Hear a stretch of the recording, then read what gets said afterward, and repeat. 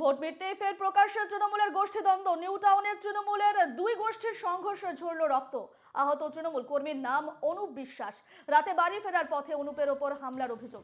New টাউনের সুরঙ্গুড়ি দক্ষিণ পাড়া এলাকার এই ঘটনা। ভোট মিটতেই ফের প্রকাশ্যে তৃণমূলের গোষ্ঠীদ্বন্দ্ব। এ নিয়ে আরো বিস্তারিত জানবো। ফোন লাইনে রয়েছেন আমাদের প্রতিনিধি বিধান নস্কর। বিধান, ঘটনার বিষয়ে কি জানতে পারছো? পুলিশ কি জানাচ্ছে? একেবারেই দেখো, ভোট মিটতেই, লোকসভা নির্বাচন মিটতেই বিভিন্ন জায়গা, রাজ্যের বিভিন্ন প্রান্ত থেকে কিন্তু ভোট পরবর্তী হিংসার ঘটনা সেই ছবি কিন্তু উঠে আসছে। একেবারে নিউ টাউনে কিন্তু তার একেবারে উল্টো ছবি, যেখানে বিভিন্ন জায়গায় দেখা যাচ্ছে যে আহ, এই বিভিন্ন বিরোধী দলগুলিকে টার্গেট করা হচ্ছে, অর্থাৎ তাদেরকে মারধর করা হচ্ছে। কোথাও বিজেপি, কোথাও সিপিএম বা কোথাও বিরোধীদের অন্য দলগুলিকে মারধর করা হচ্ছে অন্যথা। এবং নিউ টাউনে কিন্তু একেবারে তৃণমূল কর্মীকেই মারধর করা হয়।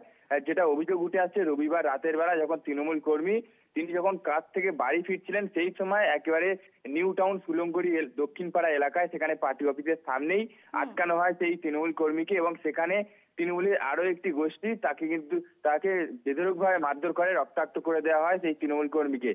ইতিমধ্যে কিন্তু নিউ টাউন থানায় অভিযোগ জানানো হয়েছে। কি ঘটনা ঘটেছিল সেই ঘটনা সম্পর্কে কিন্তু ইতিমধ্যেই তদন্ত শুরু করেছে নিউ টাউন থানার পুলিশ। তৃণমূলের তরফ থেকে কি জানাচ্ছে বিধান? দেখো, তৃণমূলের তরফ থেকে যেটা জানানো হচ্ছে, তৃণমূলের যে যুব সভাপতি রয়েছে রাজারহাট নিউ টাউনে, তার অভিযোগ যে যাকে মারধর করা হয়েছে একেবারে তিনি বিজেপির সক্রিয় কর্মী, সেই কারণেই তাকে মারধর করা হয়েছে। সেক্ষেত্রে কিন্তু একেবারে প্রশ্ন থেকেই যায় যে যদিও বিজেপি কর্মী হয়, সেক্ষেত্রে তাকে মারধর কেন করা হবে। এই বিষয়ে কিন্তু সেই বিষয়ের দিকটাও কিন্তু একেবারে পুলিশের তরফ থেকে খতিয়ে দেখা হচ্ছে যে এখানে কোনো রাজনৈতিক হিংসা রয়েছে নাকি অন্য অন্য কোনো বিষয় রয়েছে। সমস্ত বিষয় কিন্তু একেবারে খতিয়ে দেখা হচ্ছে পুলিশের তরফ থেকে। বেশ বেশ বিধান, এই খবরে নজর রাখো। আপাতত তোমাকে ধন্যবাদ জানাচ্ছি।